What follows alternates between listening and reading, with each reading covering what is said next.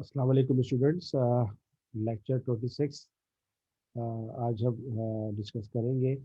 और most probably ये हमारी लेक्चर सीरीज जो है हमारी उसका ये लास्ट लेक्चर होगा।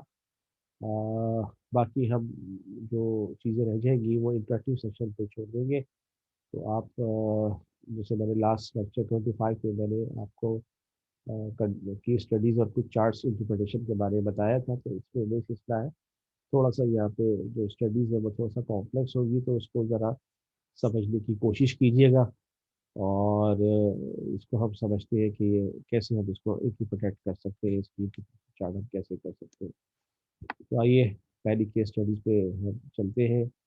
और पहले मैं सबसे पहले आपको खुद पता वो आपसे आपसे पूछूंगा कि ये कौन सी केस स्टडी है, तो वो आप खुद ही पहचान लेंगे कि ये केस स्टडी हमारे पास क्या है। आइए जरा, ये चार्ट आपके सामने आ रहा है स्क्रीन पे, इसको देखिए। और जहाँ आप देख रहे हैं कि यहाँ पे बहुत सारी वैल्यूज़ हैं, तकरीबन 99 के करीब वैल्यूज़ है। और इसमें मिनिमम वैल्यू ज़ीरो है। और 0.02% जो है ये इसका एवरेज आ रहा है। यानी इसकी एवरेज 0.02 है। और जो इसकी कंट्रोल लिमिट है 0.05। इसका मतलब है कि प्रोसेस जो है वो इन कंट्रोल के अंदर है, आउट ऑफ कंट्रोल नहीं है। मतलब 0 से 0.05% का मार्जिन हम इसमें रख सकते हैं। तो ये आपके पास एक बैच का रिकॉर्ड है विद एरर। एरर्स के बाद डिफेक्ट्स है, ठीक है। तो इससे परेशान मत होइएगा, एरर से बाद ये डिफेक्ट है। सबसे पहले तो ये बताइए कि ये कौन सा चार्ट है। जी जनाब। मैं ये समझ रहा हूँ कि आप मेरे सामने बैठे हुए हैं और मैं आपसे पूछ रहा हूँ। जी जनाब, कौन बताएगा ये कौन सा चार्ट है। डेफिनेटली या डिफेक्ट की बात हो रही है और एवरेज की बात हो रही है, तो दिस इज पी चार्ट। ठीक है ना, पी बार। तो पी बार इसका 0.02 है। ऊपर की लिमिट 0.05 है और नीचे की लिमिट 0% है। ठीक है, तो ये जो है एक पी चार्ट का ट्रेंड डाटा है। और ये एक डाटा जो एक साल गुजर गया उसके मुतालिक है।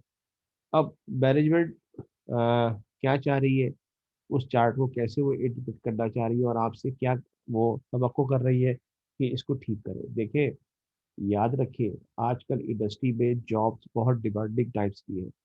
सिर्फ सिंपल काम नहीं होता कि आप बैच बना दें, बैच को टैबलेट बन गई, आपने बैच को पैक किया और मार्केट में भेज दिया। आजकल बहुत ज़्यादा विजन रहना पड़ता है, क्योंकि आजकल इंडस्ट्रीज में गैप एनालिसिस भी होता है कि पहले क्या हो रहा था, अब क्या हो रहा है, अब किस तरह चीज़ों को इम्प्रूव करते हैं।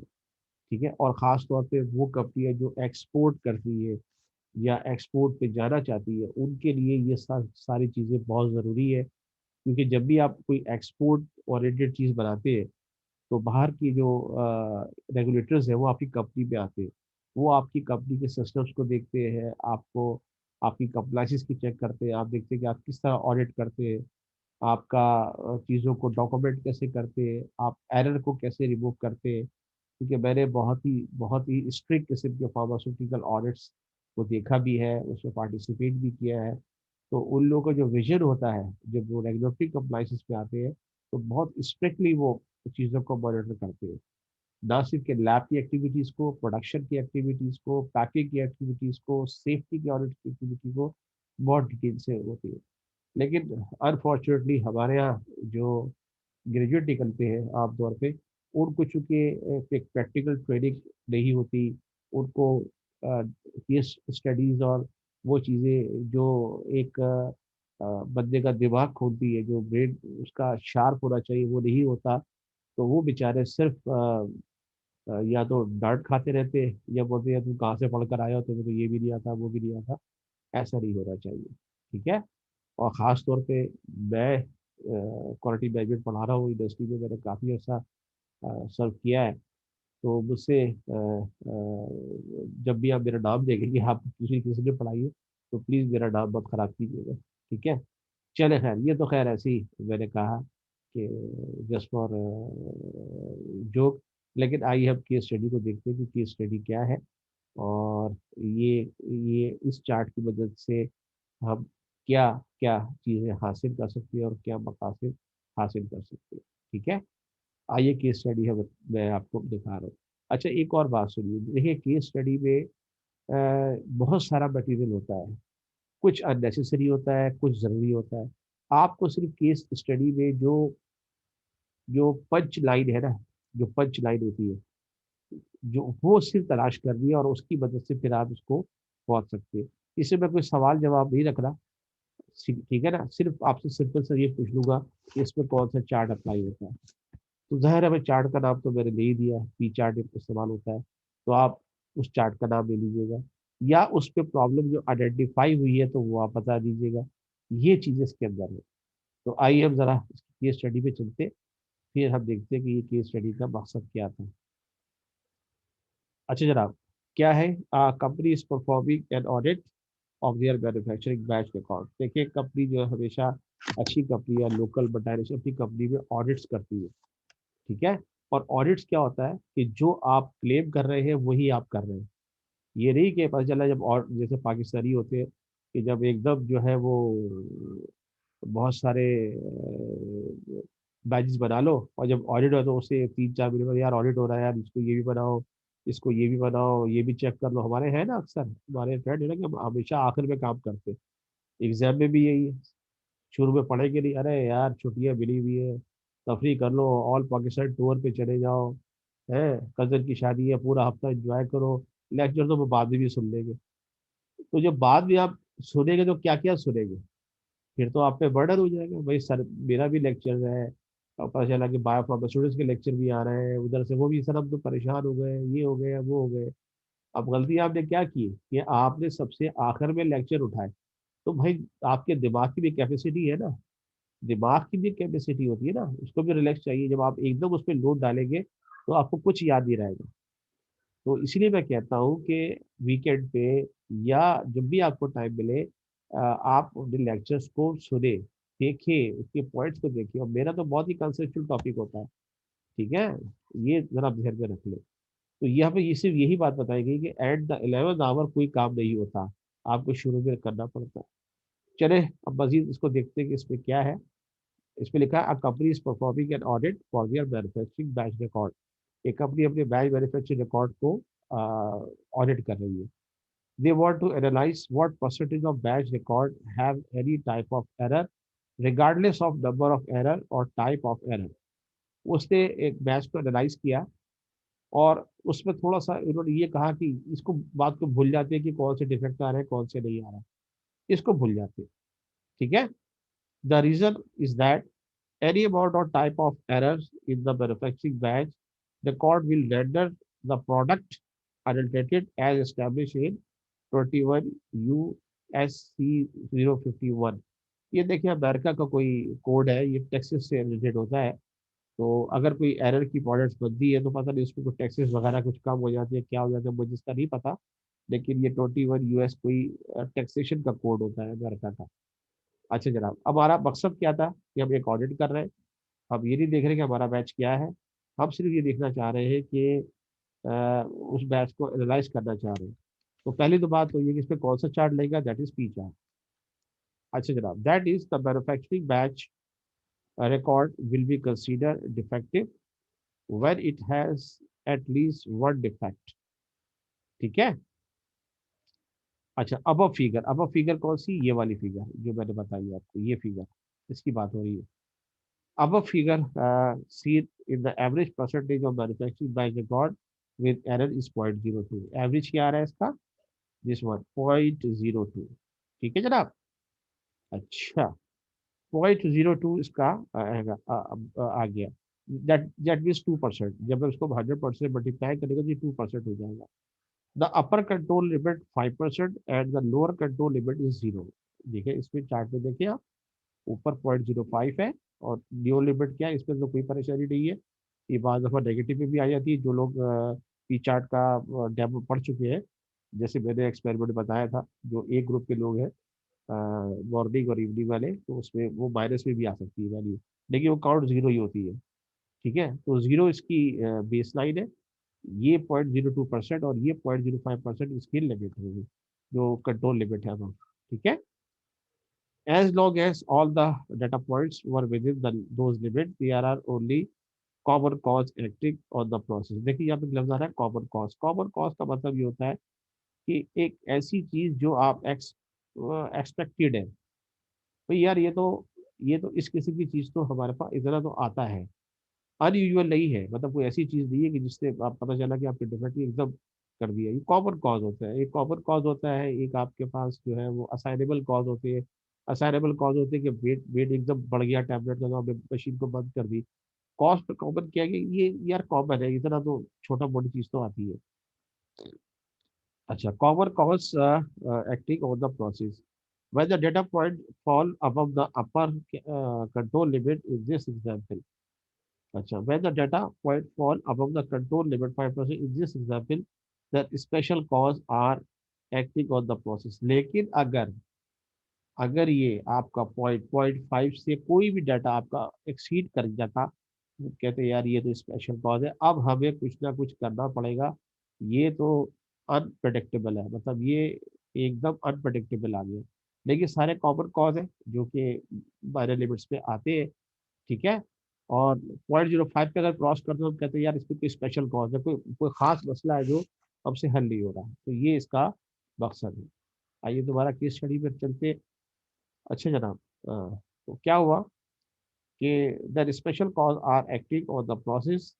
Please note that the process is in statistical control, process आपका statistical कंट्रोल में है।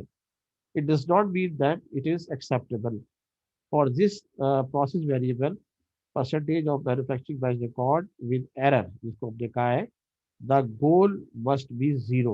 This control chart could be baseline for processes improvement project about manufacturing batch record error elimination. ठीक है जनाब, ये बात तो समझ में आई कि ये हमने डिसाइड कर लिया कि साहब ये एक सिस्टिकल कंट्रोल है, लेकिन इसका मकसद हरगिज नहीं है कि इसको हम ऐसे ही रहने दें। मकसद सिर्फ ये है कि हमें इसको इम्प्रूव करना है। इसको ये कहा ना कि हम, चलो यार ये तो इतना आता है, कोई स्पेशल कॉज नहीं है, ये इसमें चल रहा है तो कोई मसला नहीं है। लेकिन वही मैंने बात की, जैसे हम लोग कहते हैं यार ये तो चलता है। मैंने कहा ना, अरे यार ये तो इतना तो चलता है, इतने तो बच्चे फेल होते हैं, इतने तो होता है, ये तो है ही ऐसा है, इतना तो आता है यार, ये तो चीज़ है। ये चीज़ें हम महफूज हमें बिठा लेंगे तो हम कभी तरक्की नहीं कर सकते। हमें डिफेक्ट को जीरो करना है। क्या करना है? जीरो। इसका मतलब है कि इसके ऊपर हम मजीद प्रोसेस इंप्रूवमेंट टेक्निक लगा सकते हैं। अब जैसे बैज है, फॉर एग्जाम्पल हम एक डिफेक्ट कर लेते हैं कि इसमें ब्लैक स्पॉट का ये डाटा आ गया सपोज। तो भाई ब्लैक स्पॉट क्यों आती है टैबलेट पे? आपने मैन्युफैक्चरिंग में पढ़ा होगा, आमतौर पे ब्लैक स्पॉट की जो सोर्स है वो आपकी जो ग्रेन्यूल्स है, जो आपका लैक्टोज है, जब वो ओवर ड्राई हो जाता है बास केसों में, तो वो क्या होता है, ब्लैक हो जाता है। तो ब्लैक को बहुत बारीक पॉइंट होता है, आप उसको सेग्रीगेट पाउडर में से नहीं कर सकते। जब आप उसको प्रेस करते हैं तो पता ये चलता है कि वो ब्लैक स्पॉट जो है वो टैबलेट की सरफेस पे आ जाती है। ये भी बहुत टेक्निकल बात बता रहा हूँ आपको। तो उन ब्लैक स्पॉट को अब कैसे कम कर सकते हैं?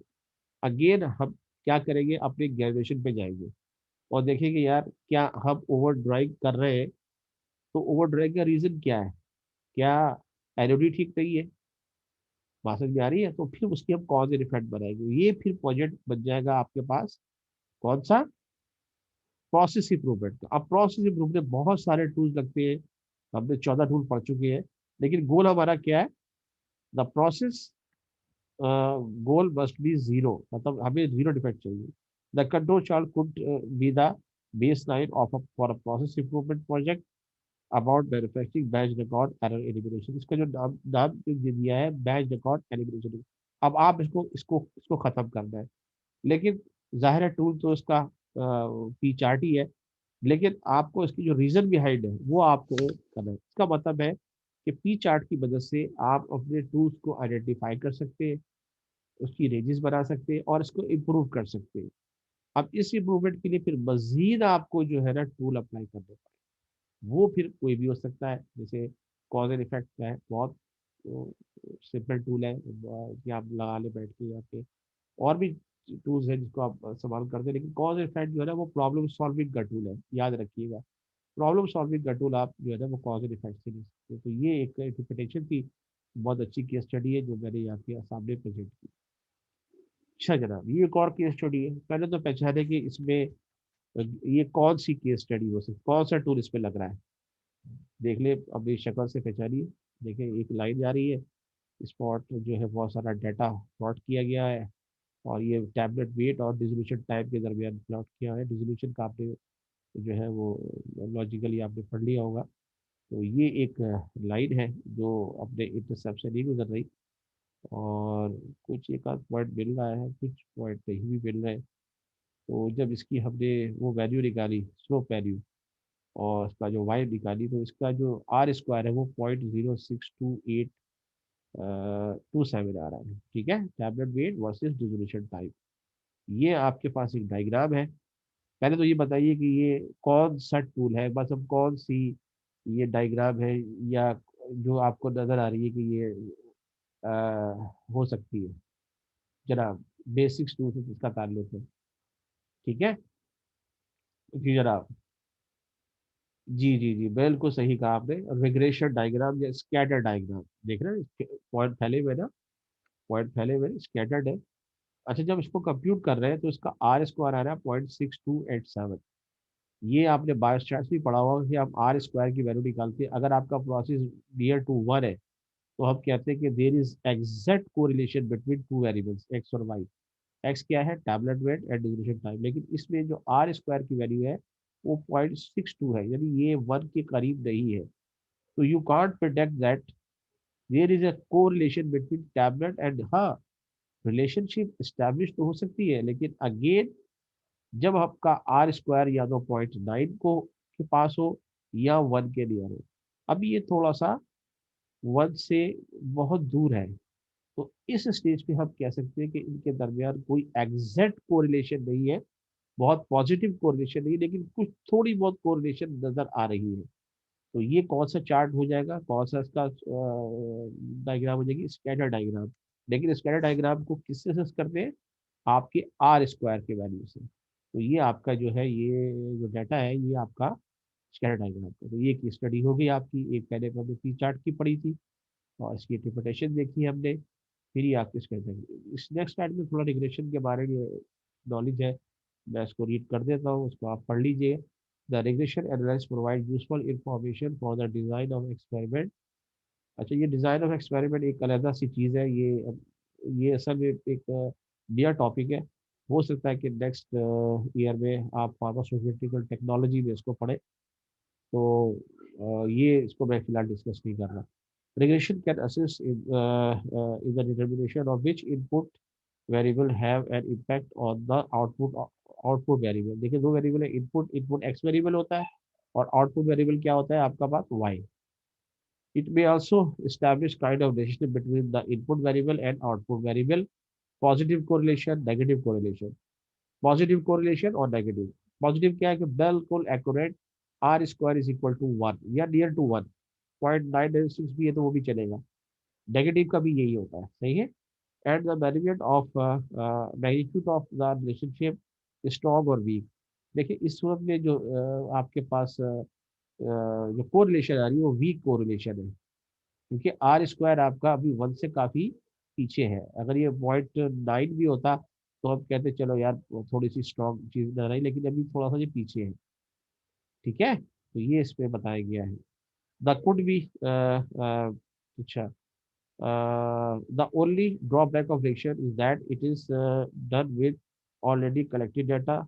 In that sense, there could be some uncontrollable factor affecting the result. For this reason, the design of experiment will be presented। अच्छा, ये डिजाइन एक्सपेरिमेंट की बार बार बात कर रहा है।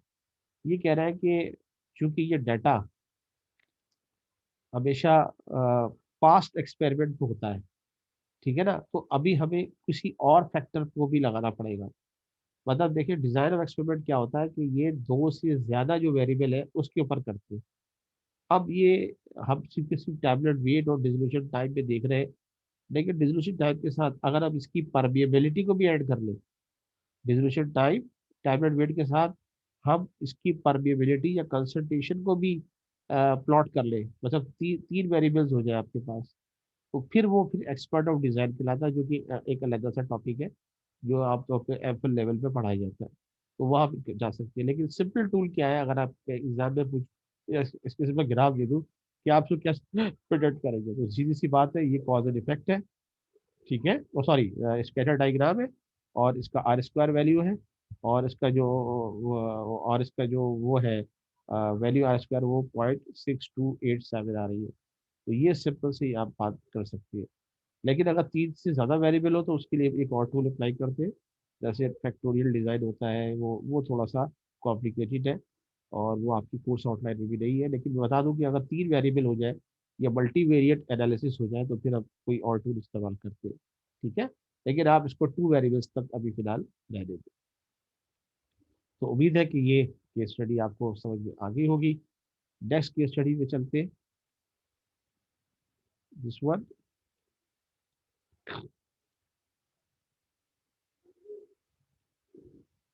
ये देखें, एक टेबल है आपके पास, और आइए इसको भी हम समझने की कोशिश करते हैं कि ये क्या है, और इस मसले को हमने कैसे सॉल्व करना है, या इससे हम किस तरह इसको समझ सकते हैं, इसको इंटरप्रेट कैसे कर सकते हैं।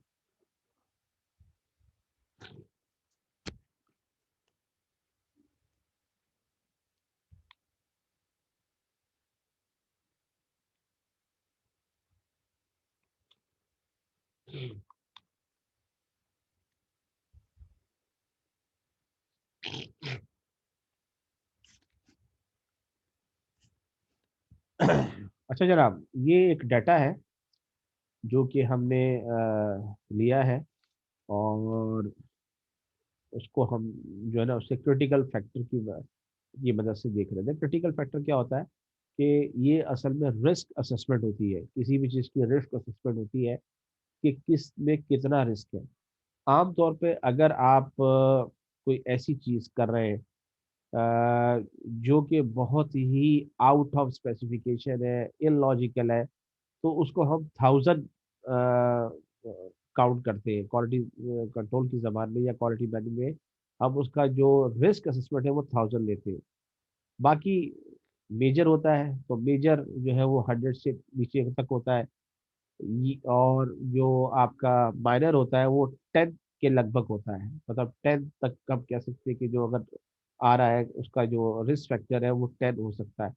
तो जैसे जैसे बढ़ता रहता है 10 से ऊपर तो वो मेजर होता है, अगर 100 से ऊपर हो जाए तो वो क्रिटिकल फैक्टर होता है। मतलब ये चीज़ जो है वो बिल्कुल ही रिस्क एस्टिमेट के लिहाज से इनवैलिड होती है। आइए देखते हैं, एक डाटा है आपके पास, इसमें एक कोई कॉरिगेटेड बॉक्सेस है, और जो बॉटल की कुछ डाटा दिया हुआ है। तो उसमें क्या क्या है, सबसे पहला है इनकरेक्ट लॉट, उसके अंदर कोई इनकरेक्ट लॉट आ गई है और आप उसको काउंट कर रहे हैं। तो इनकरेक्ट लॉट जो है ना वो एक है, कोई एक लॉट इसमें इस्तेमाल हुई है जो कि अभी अंडर प्रोसेस है, या कुछ और प्रॉब्लम है उसके अंदर, और उसका जो हमने काउंट किया तो वो एक ही थी। मतलब कोई भी एक्सिपिएंट या कोई भी ऐसी चीज़ वो एक थी। उसका क्रिटिकल फैक्टर हो गया आपके पास जो वो 1000 है, मतलब ये बहुत ही क्रिटिकल पॉइंट है। तो उसका जो जब उसको मल्टीप्लाई करेंगे 1 से, जो न्यू टोटल आएगा वो 1000 है। ठीक है, ये इसका आप असेसमेंट कैलकुलेट कर रहे हैं। Multiply by count, multiply by critical factor, इसको आरपीएन नंबर भी कहते हैं, रिस्क प्रायोरिटी नंबर। तो इसका 1000 हो गया। फिर क्या हुआ कि इन करंट एक्सपायरेशन डेट, देखिए ये भी बहुत इंपॉर्टेंट है कि हमने उस बॉक्स पे या उस जो प्रोसेस है उस पे जो डेट डाली गई वो भी इनकरेक्ट थी। अब ये जो काउंटिंग पता चली, हमें 2 दफ़ा पता चला कि 2 दफ़ा ऐसा मौका आया कि उस पे इनकरेक्ट एक्सपायरी। देखिए ये तो बहुत क्रिटिकल है ना, जैसे कि एक्सपायरी ही गलत हो। तो इसको हमने देखा कि 2 दफ़ा हमने काउंट किया कि ये आई, और इसका क्रिटिकल फैक्टर कितना था, 1000। और टोटल कितना हो गया, मल्टीप्लाई बाय 2, ये हो गया आपका 1000। फिर है consumer minor cosmetic minus scratches, कुछ उसमें कॉस्मेटिक माइनस स्क्रैचेस, मतलब जो मैनिपुलेट है वो काउंट आया 125। ठीक है, लेकिन चूंकि ये माइनर थे, मैंने वही बताया कि अगर 10 से कम हो तो वो माइनर में आते हैं, तो उसका क्रिटिकल फैक्टर 1 हो गया। तो 1 को मल्टीप्लाई किया 121, ये 125 आ गया। बॉटल लेबल क्वांटिटी डिस्क्रिपेंसी, जो बॉटल पे लेबल हुआ, जो गलत लेबल हुए वो 9 थे, और इसकी जो क्रिटिकल फैक्टर था वो 50 था। तो 9 को 50 से मल्टीप्लाई कीजिए, 450।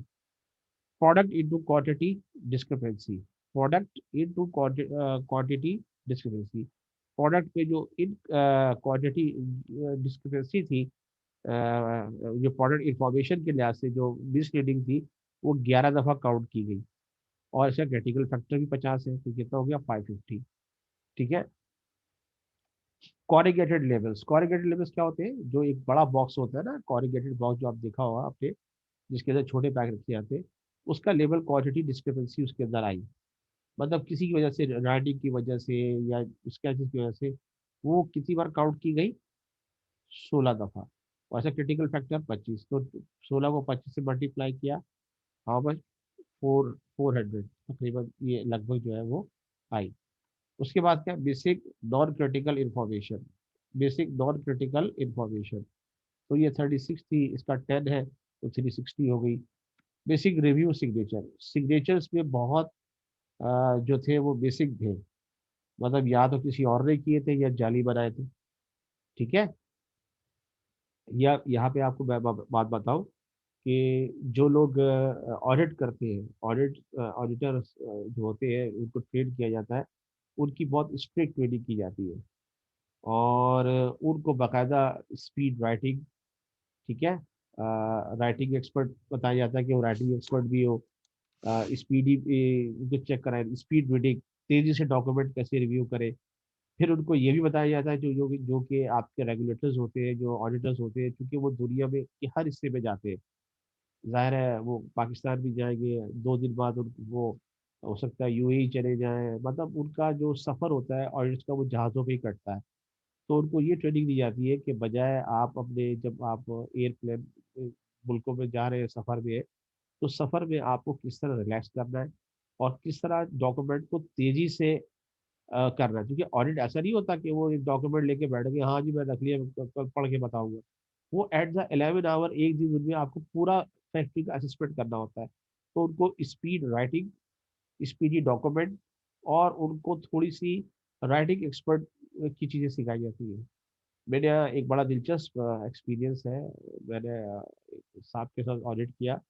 हुआ ये कि वही वाली बात कि हम पाकिस्तानी आखिर में काम करते हैं, तो एक लड़की ने डिस्पेंसिंग में किसी फॉर्मेट पे साइन नहीं किए हुए थे, तो जल्दी से कहा गया कि उसको आप साइन करें। तो जाहिर है जब वो उसने साइन किए, तो डॉक्यूमेंट फिल कर दिया। अब वो जो ऑडिटर आया, तो वो उसके सिग्नेचर को बड़े गौर से देख रहा है, कभी इधर देख रहा है, कभी उधर देख रहा है।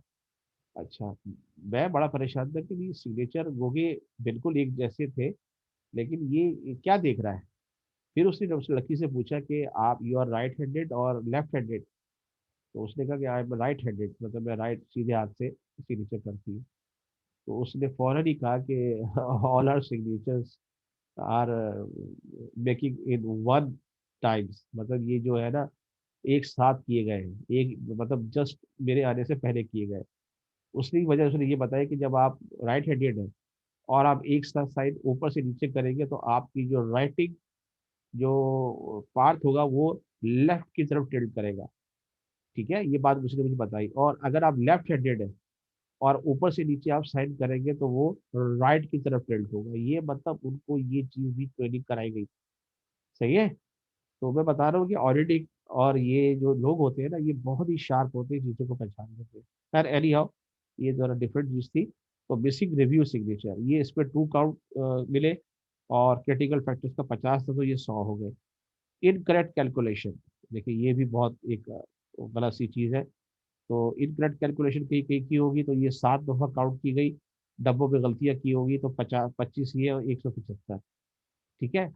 अच्छा, राउंडिंग एरर क्या होती है? जैसे हम लिखते हैं ना कि 21.5, तो 21.5 को हम 22 कर देते हैं, तो उसमें कुछ ज्यादा ही राउंडिंग की गई, तो ये 5 काउंट की गई। और कैटेगरी में 50 था, तो 250। अच्छा, इनकरेक्ट फिल वेट, ये भी बहुत, ये तो खतरनाक चीज है कि जो फिल वेट था वो ही इनकरेक्ट था, बॉटल्स का या जो भी इसमें पैक था, वो 36 था, और क्रिटिकल फैक्टर 25 था इसका। तो ये 900 करीब पॉइंट आए। तो ये टोटल वेटेड पॉइंट जो रिस्क असेसमेंट से आए। और ये जो है फिर इसका फिर हमने ग्राफ बनाया। आइए, जब ग्राफ बनाया, तो फिर हमने क्या कंक्लूजन पाया, ये भी चेक कर लीजिए।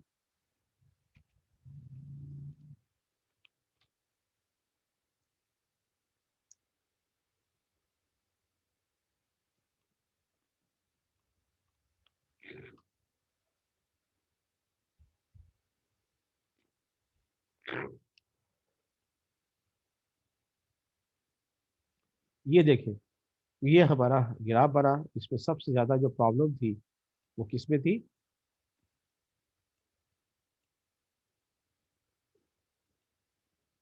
Incorrect lot. तो इनकरेक्ट लॉट का जो रिस्क फैक्टर था वो सबसे ज्यादा था। उसके बाद ये, उसके बाद ये। तो इसका मतलब है कि जो टोटल जो प्रॉब्लम थी वो इनकरेक्ट लॉट थी। अब इनकरेक्ट लॉट क्यों आई? देखिए, अगर आप सही करेक्ट लॉट करते, हम सही प्रोडक्ट को चेक करते, ठीक है ना, प्रोडक्ट को सही तरह उसकी बॉटल को, डब्बों को वो करते, तो ये बाकी जो प्रॉब्लम्स आ रही है ना, ये खुद ब खुद रिड्यूस हो जाती। ठीक है। ये कौन सा वो है? ये न्यू टोटल क्या आ रहा है? ये आपका रिस्क असेसमेंट है, और ये आपके डिफेक्ट्स है। तो इसका मतलब है कि अगर हम इनकरेक्ट लॉट को अपने जो गाइडलाइन है, जो हमारे पास एसओपी है या हमारे पास स्पेसिफिकेशन है, उसके मुताबिक लिखते हैं, तो बहुत सारी चीज़ें खुद ब खुद ठीक हो जाती है।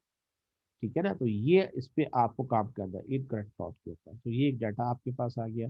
ऐसी कुछ डिस्क्रिप्शन भी है, वो भी हम देख लेते हैं कि looking at the weighted Pareto diagram, Pareto की बात की गई है। The top two defects now incorrect expiration date and incorrect lot are the two defects that appeared within the frequency in the original Pareto diagram।